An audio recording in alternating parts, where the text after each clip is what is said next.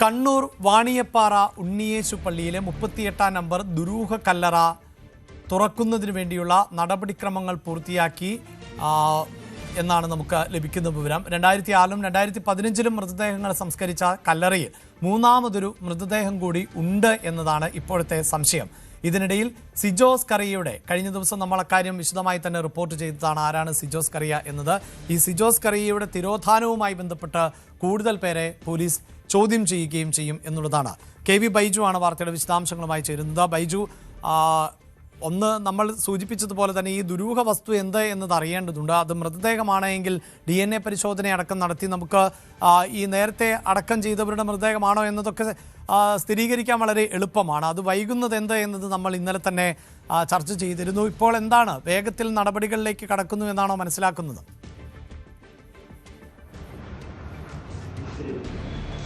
തീർച്ചയായും അഭിലാഷേ, വളരെ വേഗത്തിൽ തന്നെ നടപടിക്രമങ്ങൾ പുരോഗമിക്കുന്നു. അതായത് ഇന്ന് ഉച്ചയ്ക്ക് ശേഷം ഒരുപക്ഷെ ഈ കല്ലറ തുറന്നേക്കാം, അതല്ലെങ്കിൽ നാളെ ആയിരിക്കും അത്തരം കാര്യങ്ങൾ നടക്കുക. കാരണം ഇതിലൊരു മൂന്നാമത്തെ മൃതദേഹം ഉണ്ടെന്നാണ് പറയപ്പെടുന്നത്. അതായത് പള്ളി വികാരി ഉൾപ്പെടെ അങ്ങനെ വിശ്വസിക്കുന്നു. അങ്ങനെ ഒരു മൃതദേഹം ലഭിക്കുകയാണെങ്കിൽ പിന്നീട് ഒരുപാട് നടപടിക്രമങ്ങൾ ഉണ്ടാകും. ഇൻക്വസ്റ്റ് നടത്തണം, അതിന് 2-3 മണിക്കൂർ എടുക്കും. അതിനുശേഷം പോസ്റ്റ്മോർട്ടത്തിനായി മൃതദേഹം കൊണ്ടുപോകേണ്ടി വരും, DNA പരിശോധന സാമ്പിൾ എടുക്കേണ്ടി വരും, ഫോറൻസിക് വിദഗ്ധർ വേണ്ടി വരും. അങ്ങനെ വലിയൊരു സംഘത്തിന്റെ നേതൃത്വത്തിലായിരിക്കും ഈ കല്ലറ തുറക്കുക. അതുകൊണ്ട് തന്നെ വൈകിയാൽ, അതായത് ഇപ്പോൾ RDO ഇനി ഇതിന് സംബന്ധിച്ച അനുമതിക്കായി കത്ത് നൽകി കഴിഞ്ഞു. കരിക്കോട്ടകേരി പോലീസാണ് ഇത് സംബന്ധിച്ച ഇന്നലെ രാത്രി FIR രജിസ്റ്റർ ചെയ്ത് RDO ഇത്തരത്തിലുള്ള അനുമതിക്കായി കത്ത് നൽകിയത്.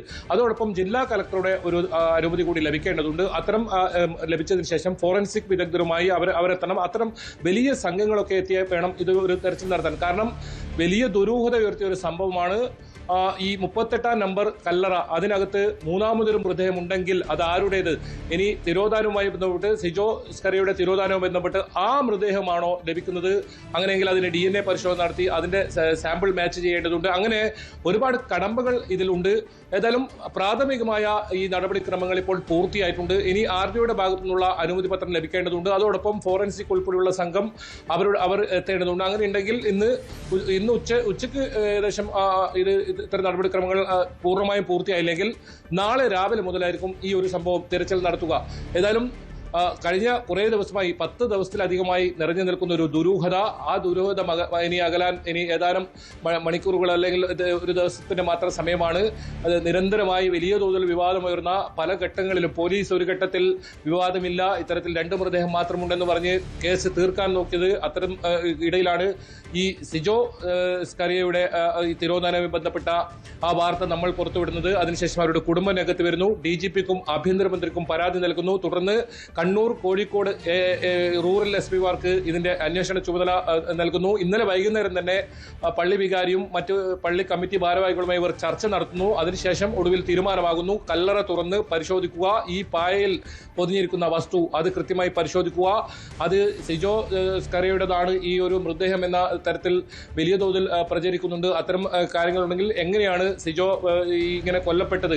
ഈ സെമിത്തേരിയിൽ ഇത്തരത്തിൽ ഈ കല്ലറയിൽ ആരാണ് ഇത് അടക്കം ചെയ്തത്? അങ്ങനെ ഒരുപാട് ചോദ്യങ്ങൾക്ക് ഉത്തരം പറയേണ്ടി വരും. 2014-ലാണ് സിജോ വിവാഹിതനായി കോഴിക്കോട് കുറ്റ്യാടി പോലീസ് സ്റ്റേഷൻ പരിധിയിലുള്ള ഇവിടെ എത്തുന്നത്. പിന്നീട് ഈ വീട്ടുകാരുമായി പിണങ്ങുന്നു. 2021-ൽ സിജോയെ അന്വേഷിക്കുമ്പോഴേക്കും ഇവിടെ കാണാനില്ല എന്ന് പറയുന്നു. അങ്ങനെ അന്ന് പരാതി നൽകിയെങ്കിലും അന്ന് പോലീസ് ഊർജിതമായി അന്വേഷണം നടത്തിയെങ്കിലും സിജോയെക്കുറിച്ച് ഒരു വിവരം ലഭിച്ചിരുന്നില്ല. ആ കേസ് ഏകദേശം ക്ലോസ് ചെയ്ത ഒരു അവസ്ഥയിലായിരുന്നു. അതാണിപ്പോൾ തെളിയാൻ പോകുന്നത്. എന്തായാലും സിജോയുടെ ഭാര്യ സഹോദരൻ ബിനോയെ മൊഴി നേരത്തെ രേഖപ്പെടുത്തിയിരുന്നു. ബിനോയ് ഈ പള്ളിയുമായി ബന്ധപ്പെട്ട് പ്രവർത്തിക്കുന്ന ഒരാളാണ്. ഇയാളുടെ മൊഴി നേരത്തെ രേഖപ്പെടുത്തിയിരുന്നു. കൂടുതൽ ആളുകളുടെ മൊഴി രേഖപ്പെടുത്തുമെന്നും നമുക്ക് മനസ്സിലാക്കാൻ സാധിക്കുന്നു. ഇത് മൂന്നാമത്. ശരി, അതിൽ ബൈജു, ഈ കുടുംബം പ്രത്യേകിച്ച് 2014-ലാണ് സിജോ മിസ്സിംഗ് ആവുന്നത്. 2021-ലാണ് കുടുംബം പരാതിയുമായി എത്തിയത്. പക്ഷെ പിന്നീട് ഈ കേസ് അവസാനിപ്പിക്കാം എന്ന നിലയിൽ കുടുംബത്തെ അടക്കം പോലീസ് ബന്ധപ്പെട്ടിരുന്നു എന്നതാണല്ലോ. പക്ഷേ ഈ ഒരു ദുരൂഹ വസ്തു കണ്ടെത്തിയ പശ്ചാത്തലത്തിൽ ആ അന്വേഷണം കൂടുതൽ ഊർജിതമാക്കണമെന്ന് കുടുംബം ആവശ്യപ്പെട്ട ഒരു സാഹചര്യം കൂടിയുണ്ട്. അപ്പോൾ അതുകൂടി കണക്കിലെടുത്തുകൊണ്ടാണോ ഇപ്പോൾ പോലീസ് മുന്നോട്ട് പോകുന്നത്?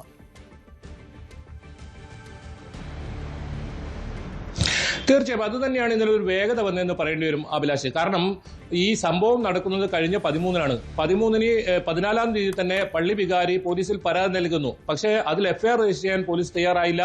പോലീസ് ഒരു പ്രാഥമികമായ പരിശോധന നടത്തുന്നു. അങ്ങനെ രേഖകൾ പരിശോധിച്ച് 2006-ലെയും 2015-ലെയും മൃതദേഹമാണ് ഇതിനകത്തുള്ളതെന്ന ഒരു സ്ഥിരീകരണത്തേക്ക് അവർ എത്തുന്നു. ഈ സംഭവവുമായി ബന്ധപ്പെട്ട് ദുരൂഹതയില്ല എന്ന തരത്തിലൊക്കെ പോലീസ് പറയുന്നത് ഘട്ടമുണ്ടായിരുന്നു. അങ്ങനെയുള്ളൊരു സമയത്താണ് ഈ ഒരു തിരോധാനവുമായി ബന്ധപ്പെട്ട ഈ ഒരു വാർത്ത പുറത്തു വരുന്നതും ഈ കുടുംബം രംഗത്തെത്തുന്നതും കുടുംബം പരാതിയുമായി പോകുന്ന സാഹചര്യവും ഉണ്ടായത്. ഇതോടുകൂടിയാണ് ഇതിലൊരു വഴിത്തിരിവുണ്ടായെന്ന് പറയേണ്ടി വരും. പോലീസിന്റെ അന്വേഷണത്തിൽ വേഗത വന്നു. ഇന്നലെ രാത്രിയാണ് ഇതിൽ എഫ്ഐആർ പോലും രജിസ്റ്റർ ചെയ്യുന്ന സാഹചര്യം ഉണ്ടായത്. അതിനുശേഷം ഇന്ന് ഈ RDO സംബന്ധിച്ച അനുമതി പത്രം വാങ്ങുന്നതും അത് RDOയുടെ സാന്നിധ്യം കൂടി ആവശ്യമാണ്. അത്തരം കത്തുകളും ഇടപാടുകളും നടത്തുന്ന സാഹചര്യമുണ്ടായി. ഏതായാലും ഇന്ന് ഉച്ചയ്ക്ക് ശേഷം ഒരുപക്ഷെ വൈകിയാൽ ഇന്ന് ഇത് തുറന്ന് പരിശോധിക്കാൻ സാധ്യതയില്ല. കാരണം ഇത് മണിക്കൂറുകൾ നീണ്ട ഒരു പ്രോസസ്സിംഗ് ആണ്. അതുകൊണ്ട് നാളെ രാവിലെ ആയിരിക്കും അങ്ങനെയാണെങ്കിൽ ഈ ഒരു പരിശോധന നടത്തുക. എന്തായാലും കല്ലറ തുറന്ന് പരിശോധിക്കാൻ തീരുമാനിച്ചിട്ടുണ്ട്. ഒപ്പം ഇന്നലെ മുതൽ തന്നെ ഈ കല്ലറയ്ക്ക് പോലീസ് കാവലും ഏർപ്പെടുത്തിയിട്ടുണ്ട്. കാരണം ഈ സംഭവം നടന്ന് ഇത്രയും ദിവസമായിട്ടും അതിലൊരു പോലീസ് കാവൽ പോലും ഏർപ്പെടുത്താൻ തയ്യാറായിരുന്നില്ല. പോലീസ് ഈ കേസ് വളരെ വേഗത്തിൽ ഇത് ക്ലോസ് ചെയ്ത് ഇതൊരു അത്തരത്തിലൊരു നിഗമനത്തിലേക്ക് എത്താനായിരുന്നു പോലീസിന്റെ ഇതിന് നീക്കം ഉണ്ടായിരുന്നത്. പക്ഷേ അതിൽ കൃത്യമായി പള്ളി വികാരി ഉൾപ്പെടെ ഇടവക അംഗങ്ങൾ ഉൾപ്പെടെ നാട്ടുകാർ ഉൾപ്പെടെ വലിയ തോതിൽ പ്രതിഷേധമായി രംഗത്തെത്തി ദുരൂഹത അകറ്റണമെന്ന് അവർ നിരന്തരം ആവശ്യപ്പെട്ടു. ഇതേ തുടർന്ന് സമ്മർദ്ദമുണ്ടായി. അതോടൊപ്പം സിജോസ് കറിയുടെ ഈ കേസുമായി ബന്ധപ്പെട്ട ആ സമ്മർദ്ദവും കൂടി വന്നപ്പോഴാണ് പോലീസ് ഇപ്പോൾ ഈ സെമിത്തേറിയിലെത്തി ഈ കല്ലറ തുറന്ന് പരിശോധിക്കാനുള്ള തീരുമാനം ഇപ്പോൾ എടുത്തിട്ടുള്ളത്. എന്നാലും ഇനി ഏറെ വൈകില്ല ഈ ഒരു പരിശോധന ഉണ്ടാവും തന്നെയാണ് മനസ്സിലാക്കാൻ സാധിക്കുന്നത്. ഇതിൽ 2006-ലെ നോക്കിയാൽ നമുക്ക് മനസ്സിലാവും ഇതൊരു വയോധികയുടേതാണ്. 2015-ൽ ജെയിംസ് എന്ന് പറയുന്ന ആളുടെയാണ്. ഇനിയിപ്പോൾ ഇത് സിജോയുടെ ആണെങ്കിൽ വലിയ നിയമ നടപടികളിലേക്ക് മുന്നോട്ട് പോകേണ്ടി വരും. പോലീസ് അന്വേഷണം വലിയ തോതിലുള്ള മുന്നോട്ട് പോകുന്ന സാഹചര്യം വേണ്ടിവരും. അഭിലാഷ്, യെസ്, എന്തായാലും ഈ വസ്തു എന്ത് എന്നതാണ് നമുക്ക് ആദ്യമേ അറിയേണ്ടത്. നമ്മൾ ആവർത്തിച്ച് പറയുന്നുണ്ട്, അത് മൃതദേഹമാണോ എന്നതിൽ നമുക്കൊരു ഉറപ്പും ഇപ്പോൾ പറയാനില്ല. അത് ശാസ്ത്രീയമായി പരിശോധന നടത്തേണ്ടതുണ്ട്. പക്ഷേ പായിൽ പൊതിഞ്ഞ നിലയിലാണ് ആ വസ്തു ഉള്ളത്. അത് അങ്ങനെയൊരു വസ്തു അത് മൃതദേഹമാണ് എങ്കിൽ അങ്ങനെ പള്ളിയിൽ അടക്കം ചെയ്യാറില്ല എന്നുള്ളതാണ്. ഒപ്പം അതിൻ്റെ കാലപ്പഴക്കം ഈ സൂചിപ്പിക്കുന്ന പോലെ 2006-ലും 2015-ലുമാണ് കല്ലറയിൽ മൃതദേഹങ്ങൾ അടക്കം ചെയ്തിട്ടുള്ളത്.